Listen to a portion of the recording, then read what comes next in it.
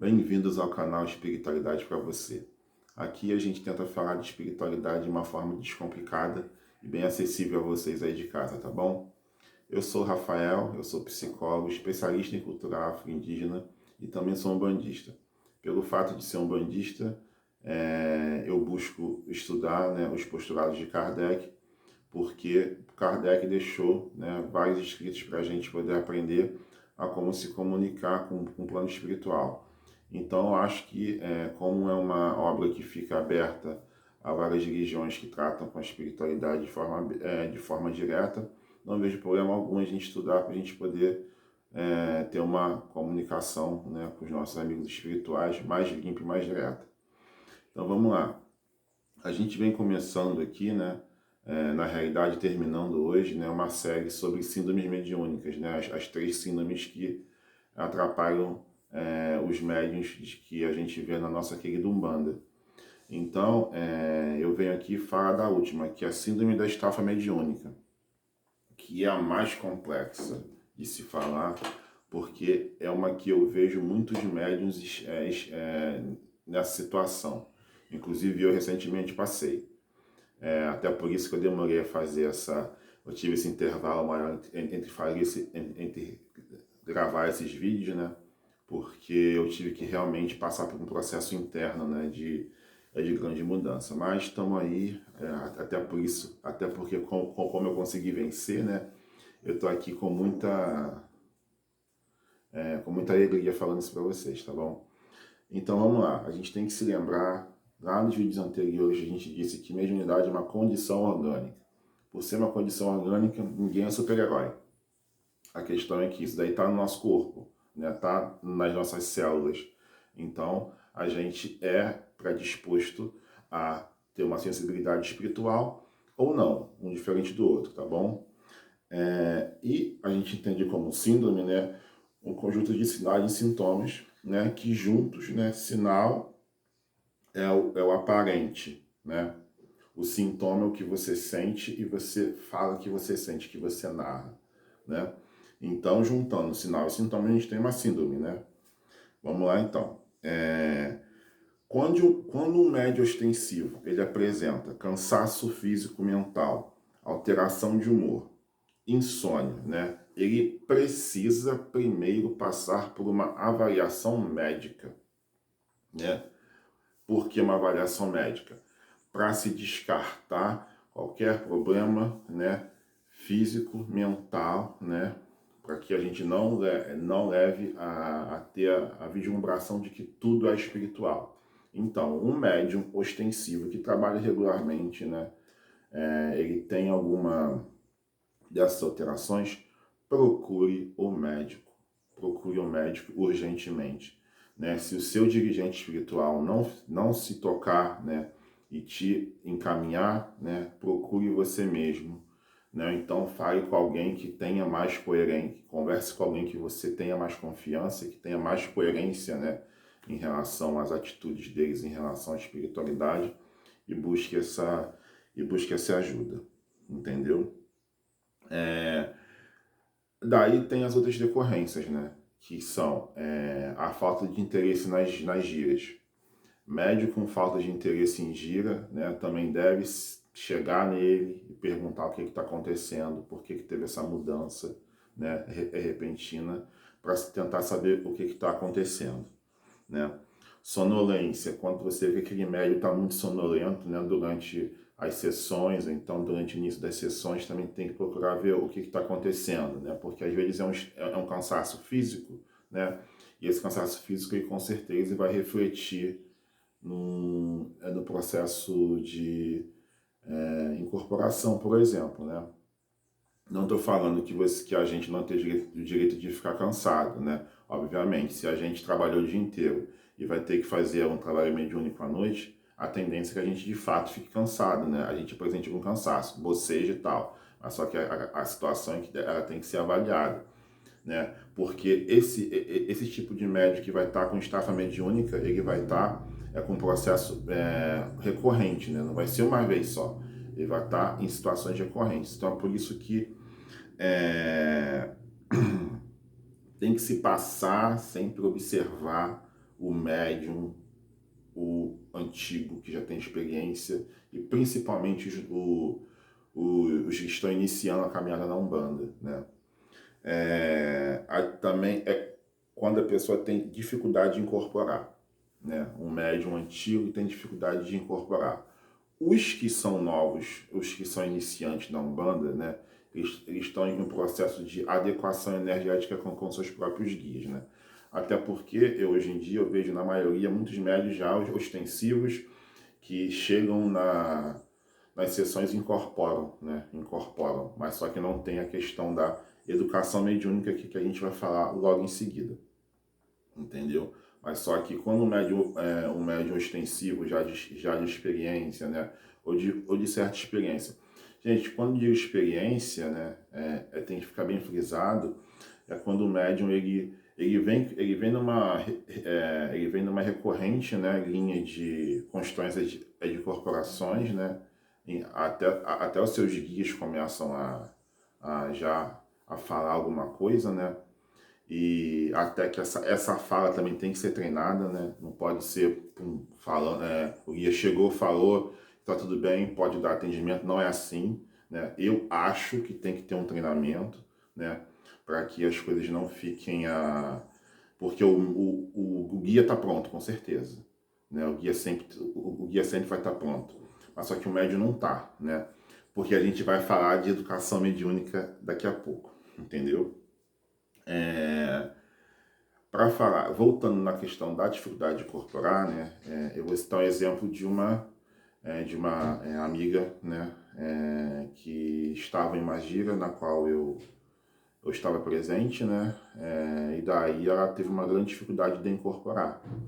Só que estava acontecendo um processo obsessivo, né, momentâneo, né, e que daí teve uma interferência bastante grande, né, no movimento de incorporar, né, dela, né, até que foi se realizados alguns trabalhos energéticos ali que conseguiu desacoplar o obsessor dela, né, e daí ela conseguiu essa incorporação, né.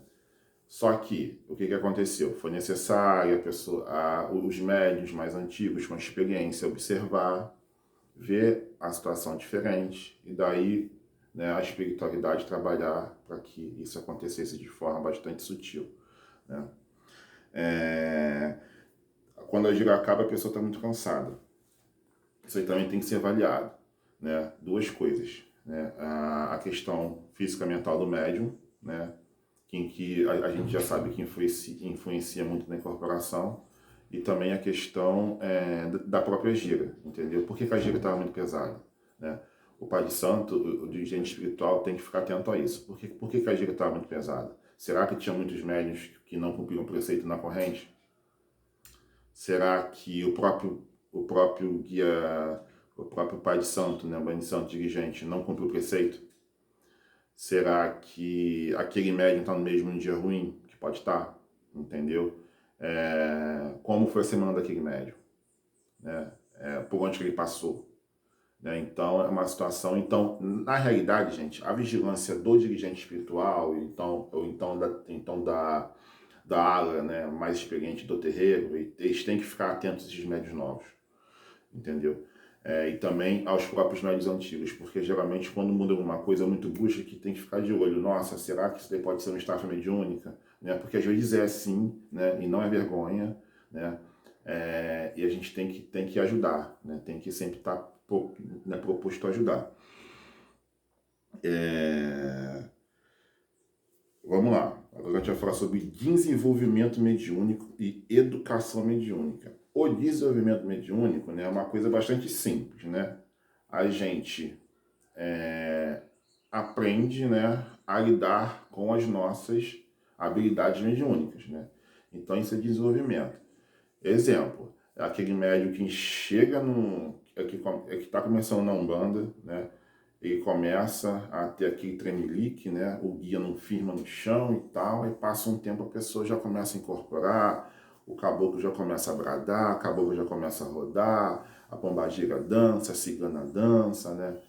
o Exu já consegue ficar firmado, essas coisas assim. Isso daí é desenvolvimento mediúnico, né? É uma coisa que todos nós estamos passíveis a conseguir muito fácil, né? É só ter um pouquinho de paciência, né? Só que a educação mediúnica é mais complexa, porque ela está atrelada à moral do médium, né? A moral do médium. Então, o que acontece? Exemplo, né? Existem hierarquias, né? Dentro de um próprio terreiro. Vou dar um exemplo de uma das coisas que me incomodam muito, né? Se você está numa casa, essa casa tem um guia-chefe. Então, quando esse guia-chefe ele vai incorporar, no mínimo, o que o médium tem que fazer, né? O médium da casa e também de fora da casa, né? Tem que esperar o guia-chefe chegar. O guia-chefe chegar e firmar o terreiro, né? Para que os outros guias eles possam chegar. Até porque, gente, a gente já sabe, né? Guia-chefe, né? Só que, por exemplo, tem médiums que quando começa a trabalhar, que não espera nem guia-chefe chegar e já está incorporando. Eu acho isso errado. Eu acho que daí é de uma tremenda falta de educação mediúnica, né? Exemplo, né? A pessoa que é o mais engraçado até, né? A pessoa incorpora na defumação, entendeu? É uma falta de educação mediúnica tremenda, né? Exemplo, né? A pessoa que é muito recorrente, né? É igual, por exemplo, a energia de Nanã com a energia de Obaluayê, né? Elas são muito próximas, né? Mas são diferentes. Então, né? Geralmente eu também já vi, quando tem uma situação que está se batendo para Nanã, a pessoa incorpora o Obaluayê. Por quê? Falta de educação mediúnica, entendeu? É, então é uma situação bastante complexa que tem que ser trabalhada, essa questão da educação mediúnica, porque para você alcançar um nível moral, né, em relação à sua mediunidade, você tem que ter estudo, tem que ter o bendito estudo. Então por isso que a gente tem que sempre estar atento a essas questões, né, muito importantes, né, para a gente não cometer esses deslizes, né. E também, gente, a educação mediúnica vem principalmente de exemplo do líder espiritual, entendeu? Então, porque como eu falei, como a educação é moral, né, ele tem que dar exemplo. O líder espiritual ele tem que dar exemplo. O líder espiritual, né, esse daí eu falo abrangendo a padres, a pastores, né, a dirigentes espíritas, né, a rabinos, ele tem que dar exemplo, né? Porque como que ele vai ter uma situação de amoralidade, né? E daí querer que os seus pupilos, os seus filhos de santo, né? Eles tenham também eles tenham a educação mediúnica. É por isso que eu falo que, né? É muito complexo quando você apadrinha alguém, né? Porque na Umbanda tem a questão dos padrinhos e madrinhas, né? Eles também têm que dar o exemplo, né? Porque eles também têm que ter uma certa, né, educação mediúnica para que eles possam, né, passar isso também para os seus afilhados. Então, é uma situação bastante complexa, né, porque a educação mediúnica ela é atrelada à moral, né, e a moral ela não é somente no terreiro, tá? Ela também é na sua casa. Você também tem que exercer a moral na sua casa, no seu trabalho, né, na sua vizinhança, com o seu vizinho, com as pessoas que te irritam, com as pessoas que te magoam. Você tem que também ter uma educação mediúnica aí.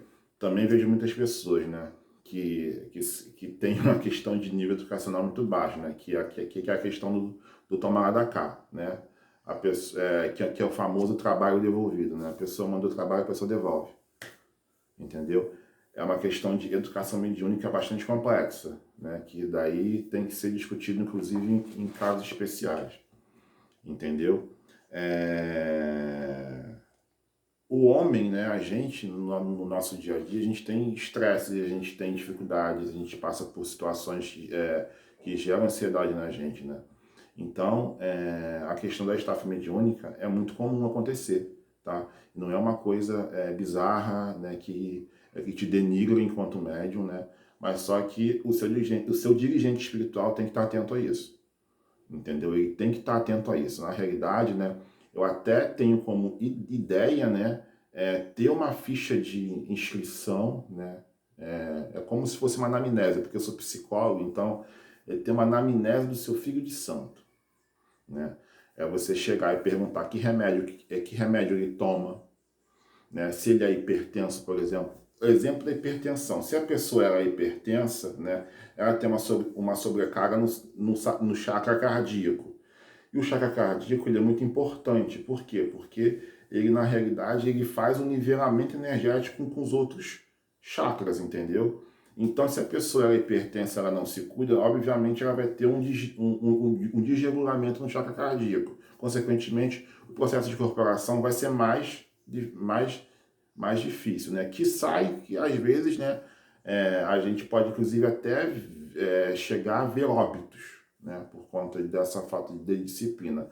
A pessoa tem problema cardíaco, a pessoa ela não cuida, a pessoa vai incorporar na gira um erê, né? A pessoa, obviamente, né, depois que o erê subir, né, a pessoa pode vir infartar, sim. Sim, sim, sim. Mas aí é descuido do próprio médico, também do dirigente que não quis saber de nada, né? Então, esse daí é bastante complexo, né? Quando a pessoa toma algum remédio, né? Algum psicotrópico, né? Tem que perguntar, tem que saber, porque também pode causar alteração mediúnica, né? E às vezes a pessoa está com estafa mediúnica, procura um médico e esse médico ele prescreve um psicotrópico para ela, né? E esse psicotrópico, né? Exemplo de psicotrópico, Rivotril, né? Aí tem uma alteração na questão mediúnica dela, né? Vai ter, porque a pessoa vai ficar mais vai ficar mais desligada, né? Então vai ter alteração, né? Então o dirigente tem que estar de olho nisso também, porque às vezes, né, mediante a medicação, a pessoa tem, na minha opinião, né, a pessoa deveria ficar afastada dos trabalhos, entendeu? A pessoa deveria ficar afastada dos trabalhos, né? Por quê? Porque pode inclusive alterar a corrente energética da gira, né? Não estou falando que a gente tem que ficar somente lidando com coisa boazinha, não. Só que para a gente sempre estar podendo ofertar o melhor para a egrégora, né, para nossa assistência, às vezes é melhor a pessoa ela se retirar, né? Exemplo, né, quando Jesus soube da morte de São João Batista, o que ele fez? Ele se afastou dos trabalhos dele, ele ficou um tempinho meditando, né? Então a gente também tem direito a isso, né? Então às vezes a gente também precisa ter essa noção de que tem certos momentos que é melhor a gente se afastar, né, para a gente poder se recompor, porque o trabalho não para, né? Então vamos lá. Todo mundo está passivo à absorção de energias negativas em todos os seus lugares, né? Então a gente tem que ficar atento nisso. Se todos nós estamos passíveis, a gente às vezes pode estar andando na rua, né, e entrar em sintonia com algum amiguinho, né, que esteja em sofrimento, amiguinho espiritual que esteja em sofrimento. Aí a gente chega em casa, né, traz esse amiguinho para casa. Esse amiguinho às vezes nem tem noção de que está fazendo mal para a gente. De fato, às vezes não tem não, né? E influencia a gente de forma negativa. Aí vem uma dor de cabeça, a gente não sabe o que é, né? A gente vai no médico, não passa. Mas sempre, não se esqueçam, sempre médico primeiro. Aí a gente chega num terreiro, né? Aí a gente vê que é um processo de indução, né? Que algum espírito sofredor está causando na gente. Lembre-se, indução não é obsessão. A indução é quando, né, tem esse acoplamento energético, que pode acontecer com a gente, não? Porque nós somos médiuns. E se nós somos médiuns, nós estamos mais suscetíveis às transições, né, energéticas do nosso dia a dia, né? E o plano espiritual às vezes se aproveita disso, né? E de fato acontece de formas involuntárias, inconscientes, né? Mas aí tem processo de obsessão também. O processo de obsessão é mais articulado, ele é mais organizado, entendeu? É uma coisa com objetivo X, né? de te prejudicar de alguma forma, que aí a gente vê que existe uma organização, né, do plano espiritual inferior por trás, toda, né, que daí é diferente, né. E também é uma coisa que eu converso muito com a minha esposa, que tem espírito que não... que tem espíritos de baixa vibração que se vendem por pouco, que se vendem por uma vela somente também, entendeu? Que se vendem por uma vela só, que se vendem por uma oferenda pequena, né? E que às vezes eles têm como objetivo causar o mal, né? O mal. Mas lembrando que o mal, na realidade, né, é uma ignorância do bem, né? Porque o mal não existe. Na realidade, existem as questões que a gente tem que lidar no nosso dia a dia, que daí a gente não... que a gente corre, né? Que a gente, né, às vezes, não entende como oportunidade de aprendizado. Então, é muito importante que o nosso dirigente espiritual, pai, mãe de santo, né, ele tenha conhecimento dos seus médiuns. É muito importante isso. Isso é muito importante. Que fique frisado aqui, que a gente está finalizando essa série de síndromes, né? E eu vou deixar aqui para vocês que, se vocês que estão assistindo esse vídeo, né, se vocês têm a noção de que os seus dirigentes espirituais não têm conhecimento sobre vocês ou sobre seus irmãos e que a situação está ficando complicada, né, o que vocês têm que fazer primeiro? Sentar e conversar com ele. Perguntar por quê, como e da onde que isso veio, né? Por que que é assim, né? Dependendo da resposta, vocês façam a análise de vocês, né? E vejam se tá legal ou não tá legal. Entendeu? Por quê? É a vida mediúnica de vocês. Entendeu? Eu vejo muito médium aí batendo a cabeça, né? Eu vejo muito médium aí com cefaleia, né? Com dor de cabeça, e tá na gira incorporando. Aí sai da gira pior ainda às vezes, né? Eu vejo muito médium aí trabalhando obrigado nas giras, acreditem, né? Não estão lá de coração, entendeu? Então, isso daí também causa estafa mediúnica, né? Porque a gente tem que entender que a gente não pode pegar a nossa régua e colocar no outro médium, né? Igual, por exemplo, eu tolero certas questões energéticas que a minha esposa, que é médium também, ela não tolera. Entendeu? Assim como ela tolera coisas que eu não tolero. Por isso que cada caso deve ser estudado. Por isso que cada médium tem que ser tem que ter a sua atenção especial, entendeu? Porque cada médium é um médium diferente, né?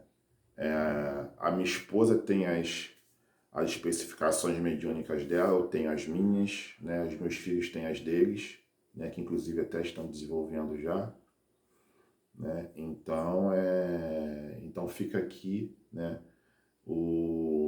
a orientação para que vocês, caso vocês vejam isso na casa de vocês, conversem com o dirigente de vocês, né, e avaliem muito bem a vida mediúnica de vocês mesmos, porque na realidade, né, depois quem não dorme são vocês, quem não consegue levantar no dia seguinte são vocês, né, no dia seguinte das sessões são vocês, né.